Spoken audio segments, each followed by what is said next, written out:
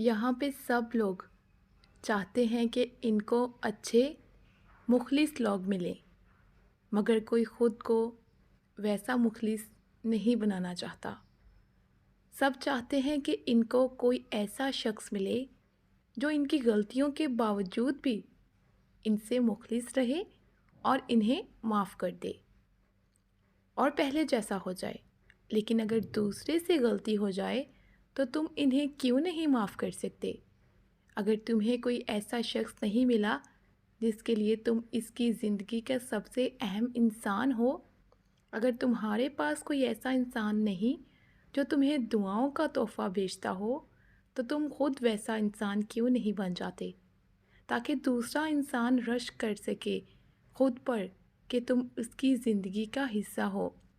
جیسا تم دوسروں سے امید لگاتے ہو، وہ امید تم خود بن کر دیکھو، کیوں کبھی کبھی اپنی خوشی زیادہ عزیز ہوتی ہے اور دوسروں کی خوشیوں کا بھی ہمیں احترام کرنا چاہیے۔ دوسروں کو خوش دیکھ کر ہی ایک بہت اچھی خوشی ملتی ہے۔ اللہ اور محرم کی محبت کے علاوہ ہر محبت، ہر رشتے میں ذلت اور رسوائی ضرور ہوتی ہے، اور ماں باپ کے رشتے کے علاوہ بھی۔ آپ کا دل امانت ہے اس انسان کا جسے اللہ نے آپ سے منسوب کر دیا ہے، جو آپ سے جڑ چکا ہے یا جڑنے والا ہے۔ اس لیے اس امانت کو ادھر ادھر کی وقتی کشش اور جذبات میں آ کر خیانت نہ کریں۔ جتنا بچ سکتے ہیں اتنا بچیں، کیونکہ یہ دنیا فانی ہے۔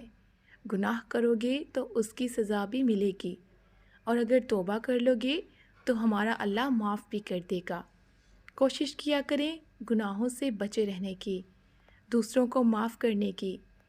لوگوں سے امید مت رکھیں، خود ویسا بنیں جیسا آپ چاہتے ہیں کہ کوئی آپ کو ویسا ملے، کیونکہ اگر آپ لوگ خود ویسا بنیں گے تو پھر آگے والا انسان بھی آپ کو ویسا ہی نظر آئے گا۔ دوسروں میں غلطیاں، دوسروں پہ شک اور الزامات لگانے کی بجائے اپنی زندگی کی طرف توجہ دیں، اپنے اوپر توجہ دیں، اپنے اعمال کے اوپر توجہ دیں۔ کیا پتہ یہی کام ہمیں نیک بنا سکیں اور کوئی دوسرا ہماری طرف دیکھتے ہوئے نیک بن سکے۔ اس سے بڑی اور خوش قسمتی کی بات کیا ہوگی کہ ہم خود بھی نیکی کریں اور دوسرے لوگ بھی ہماری طرف دیکھتے ہوئے نیکیاں اکٹھی کریں اور نیک بن جائیں۔ اللہ تعالیٰ سب کو ہدایت دے، نیک اور سیدھے راستے پر چلنے کی توفیق دے، ہمارے گناہوں کو درگزر کر دے، ہمارے گناہوں کو معاف کر دے۔ آمین۔ دعاؤں میں یاد رکھیے گا۔